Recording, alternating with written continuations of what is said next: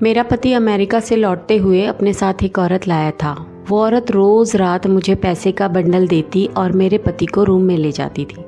मैं भी पैसों के लालच में अपने पति को कुछ नहीं कहती थी, लेकिन धीरे धीरे मुझे अकेलापन महसूस होने लगा। इसीलिए एक दिन मैंने उनके कमरे में झांका तो सामने का दृश्य देखकर मुझे बस चक्कर आना ही बाकी रह गया था।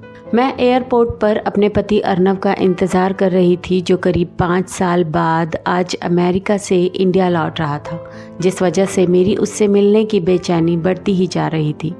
थोड़ी देर पहले ही उसकी फ़्लाइट लैंड हुई थी और जैसे जैसे पैसेंजर आ रहे थे मेरे दिल की धड़कनें तेज़ होती जा रही थी। पर थोड़ी देर में मुझे ऐसा लगने लगा कि एक एक करके सारे लोग आ चुके हैं, पर अर्नव अभी तक क्यों नहीं आया। उतने में मुझे अर्नव दिखाई दिया, पर ये क्या, उसके साथ एक लड़की भी थी। मैं ये देखकर हैरान थी। वो अर्नव के हाथों में हाथ डाले हंसकर बातें कर रही थी और अर्नव भी खूब हंसते हुए उससे बातें किए जा रहा था। मैं तुरंत ही उनके पास पहुंची। मुझे देखकर वो थोड़ा सा मुस्कुराया। मैं उसके गले लग गई। उसने मुझे हल्का सा टच किया और फिर अपने से दूर कर दिया। मेरा चेहरा मुरझा सा गया। फिर अर्नव उस लड़की की पहचान कराते हुए बोला कि ये स्मिता है, इसी की कंपनी में मैं जॉब करता हूँ।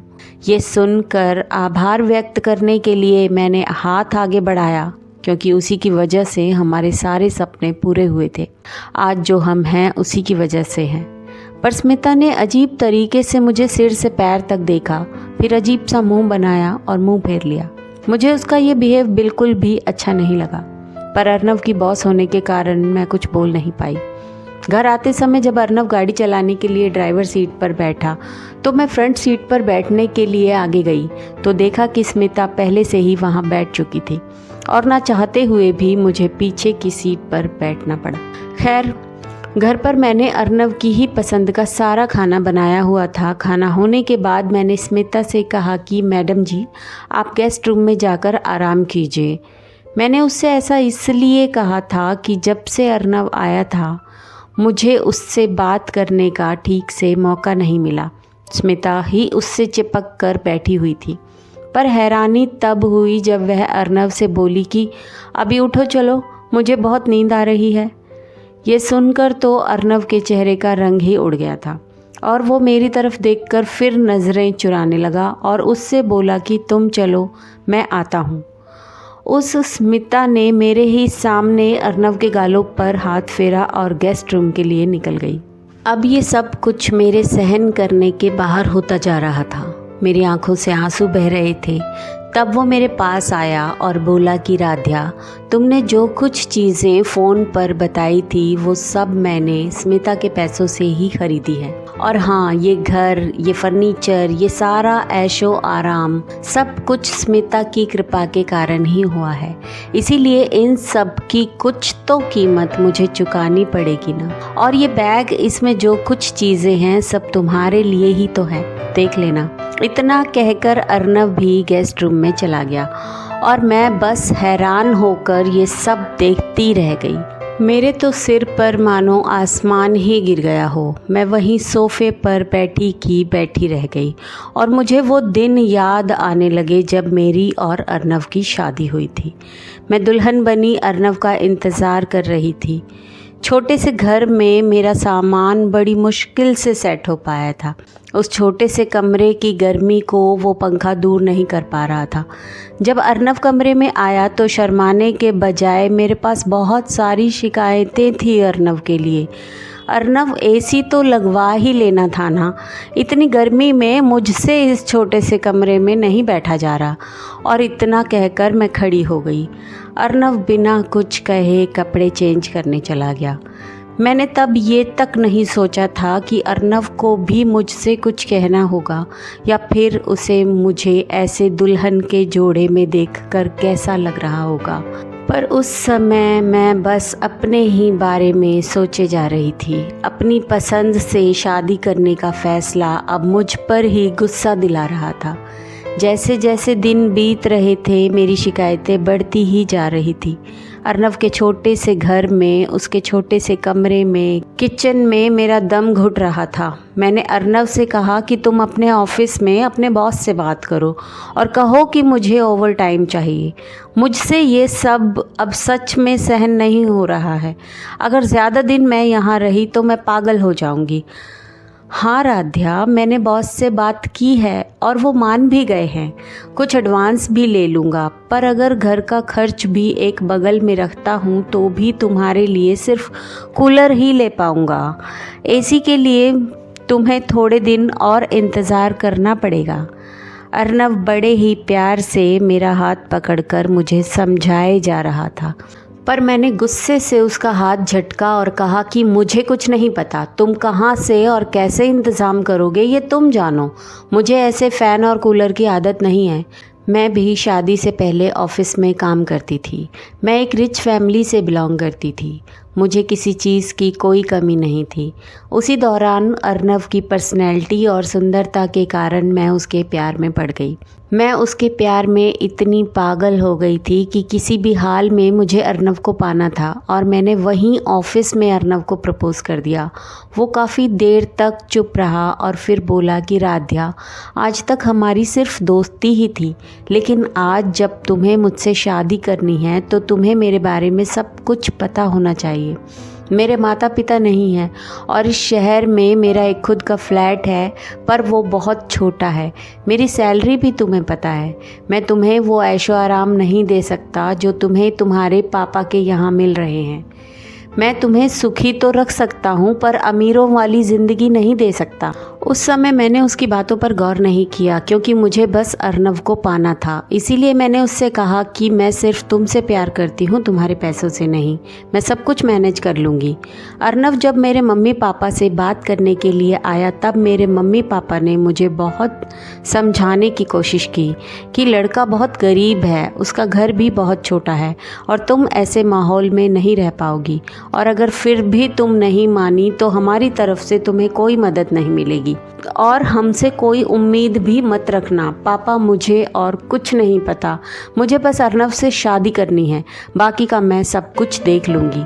पापा कहने लगे कि अभी तुम्हारे सर पर अर्नव के प्यार का भूत सवार है।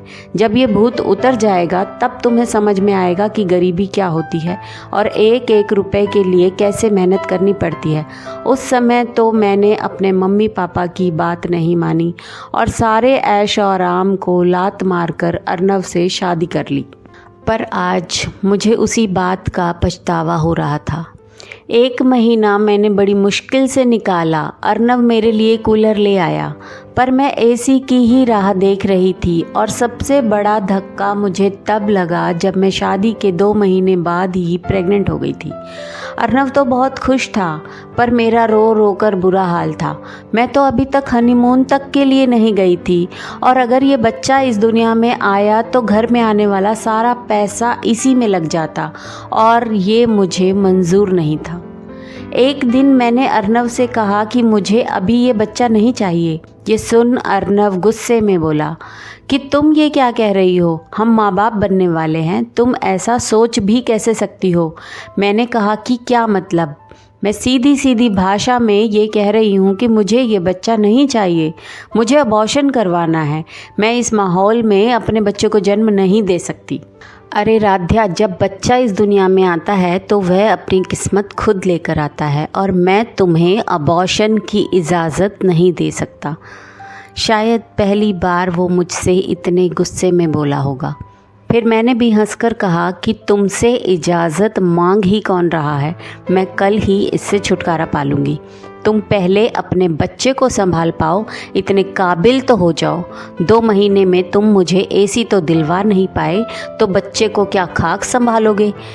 मेरी बातें सुनकर अर्नव हैरान हो गया था और फिर कहने लगा कि मैंने तुम्हें पहले ही अपनी सिचुएशन के बारे में बता दिया था। हाँ, तुमने बताया था, पर उस समय मेरे सर पर प्यार का भूत जो सवार था। मेरी मति मारी गई थी जो मैंने तुम जैसे भिखारी से शादी की।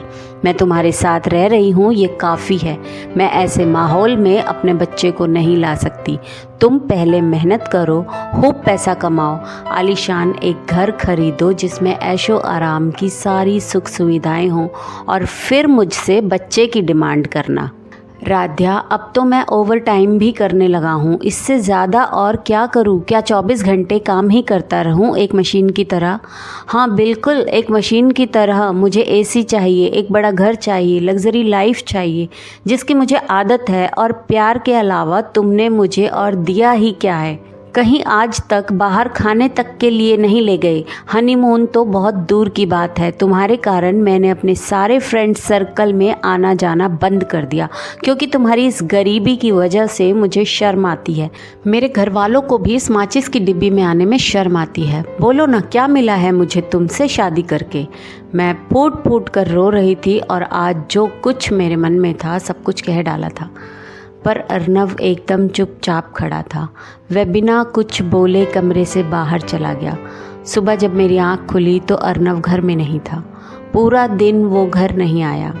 रात में जब वो घर आया तो मेरे लिए एक खुशखबरी लेकर आया, जिससे मेरी खुशी का कोई ठिकाना ही नहीं था। कहने लगा, मेरा एक दोस्त अमेरिका में रहता है और मुझे भी वहीं बुला रहा है, लेकिन अगर मैं अमेरिका गया तो 5 साल तक लौट नहीं पाऊंगा, लेकिन मैं इतने पैसे कमाऊंगा कि तुम्हारी सारी इच्छाएं पूरी हो जाएंगी। पर सोचो, 5 साल मैं तुम्हारे साथ रह नहीं पाऊंगा। तुम्हें अकेले ही रहना पड़ेगा। तुम सुन रही हो ना राध्या? तुम्हें अकेले ही रहना पड़ेगा। उस समय अर्नव की आंखों में ऐसा कुछ था जिसकी वजह से मैं कुछ बोल ही नहीं पाई, और वो था मेरे लिए उसका प्यार। शायद वो चाहता था कि मैं उसे जाने के लिए मना कर दूं, उसे रोक लूं, पर मुझे पता था कि मेरा अर्नव मुझसे इतना प्यार करता है कि वो किसी लड़की को हाथ लगाना तो दूर देखेगा तक नहीं। मुझे उस समय सिर्फ पैसा ही नज़र आ रहा था।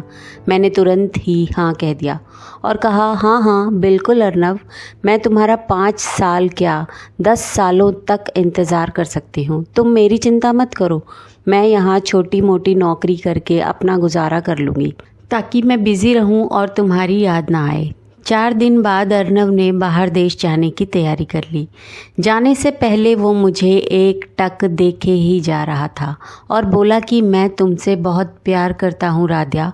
शायद मेरे होने ना होने से तुम्हें कोई फ़र्क नहीं पड़ता, पर तुम्हारे ना होने से मुझे बहुत फ़र्क पड़ता है। वो मेरे गले लग गया। उसकी आंखों में आंसू थे और बोला, मैं तुम्हें बहुत मिस करूँगा राध्या। और फिर वो बिना रुके चला गया। वहाँ पहुँचने पर जब उसका पहली बार फ़ोन आया तो उसके हालचाल पूछने की जगह, उसकी तबीयत के बारे में पूछने की जगह मैंने ये पूछा कि तुम्हें नौकरी तो लग गई ना, सैलरी कितनी है, लाखों में होगी ना। इस पर वो कुछ नहीं बोला। थोड़ी देर बाद बोला कि हाँ, चिंता मत करो, अब तुम्हारे सारे सपने पूरे होंगे, तुम्हें किसी चीज़ की कोई कमी नहीं होगी। और उसने फ़ोन रख दिया। मैं यहाँ हसीन सपने सजाने में लगी थी। 1 महीने बाद अर्नव ने मुझे लाखों रुपए भेज दिए, जिन्हें देख मैं खुशी से उछलने लगी। सबसे पहले मैंने एसी खरीदा और एक मेड भी रख ली थी। महीने ऐसे ही बीत रहे थे।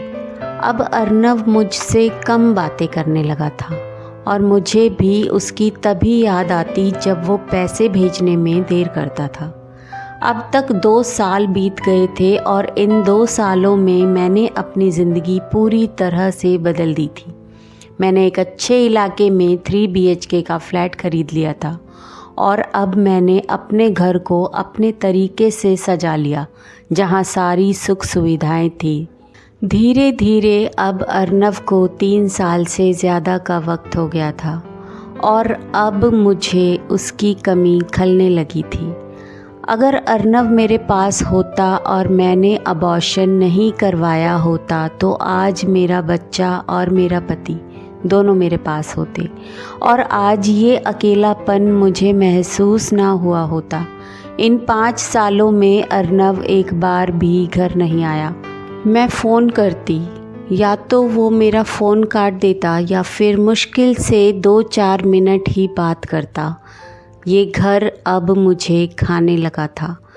मुझे अब अर्नव की याद आने लगी थी। एक दिन मैंने उससे पूछ ही लिया कि यहाँ कब आओगे तुम, मुझसे कब मिलने वाले हो। अर्नव बोला, अगर मैं वहाँ आ गया तो बहुत बड़ा नुकसान हो जाएगा। अब मुझे ये घर बड़ा चुभने सा लगा है। घर से बाहर निकलने के लिए भी बड़ा अजीब सा लगने लगा था। एक रात घर में चोर घुस आए।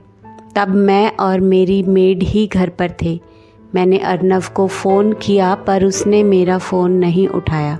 फिर मैंने उसे मैसेज भेजा। वो चोर घर की कीमती चीज़ें चुरा रहे थे और मैं बेड के नीचे छुपी हुई भगवान से प्रार्थना कर रही थी कि बस ये यहाँ से चले जाएं और मेरी इज्जत बच जाए। थोड़ी देर बाद पुलिस की गाड़ी की आवाज़ आई और वो आवाज़ सुनकर चोर वहाँ से भाग गए। मैंने जब फ़ोन देखा तो पता चला कि अर्नव ने वो मैसेज देखा और उसी ने अपने दोस्त को फ़ोन करके पुलिस को बुलवाया होगा। इसके बाद मेरा यहाँ रहना अब थोड़ा मुश्किल हो रहा था, कारण पति चाहे जैसा भी हो वह पत्नी के पास हो तो पत्नी की इज्जत सुरक्षित रहती है। मैंने अर्नव को अपनी कसम देकर वापस बुलवाया था और वो मान भी गया था, पर वह वापस तो आया पर इस लड़की के साथ। पुरानी यादों को याद कर मेरी आंखों से आंसू बह रहे थे। अब अर्नव और वो लड़की दरवाज़ा बंद करके अंदर थे। भारी मन से मैं अपने कमरे में आ गई और सोचते सोचते कब मेरी आंख लग गई पता ही नहीं चला। दूसरे दिन आँख खुली और फ्रेश होकर मैं किचन में गई और सोचा कि आज अर्नव की पसंद का नाश्ता बनाऊंगी, पर मुझसे पहले ही स्मिता किचन में पहुंच गई थी। वो अमेरिकन होने के बावजूद भी उसने अर्नव की मनपसंद डिश सजा कर रखी थी। नाश्ते की टेबल पर पहुंची तो अर्नव के बगल में बैठकर वो नाश्ता कर रही थी। कभी वो कौर खिलाती तो कभी उससे कुछ कहती, तब दोनों खिलखिलाकर हंस पड़ते। मुझसे ये सब बर्दाश्त नहीं हुआ और मैं अपने कमरे में आकर रोने लगी।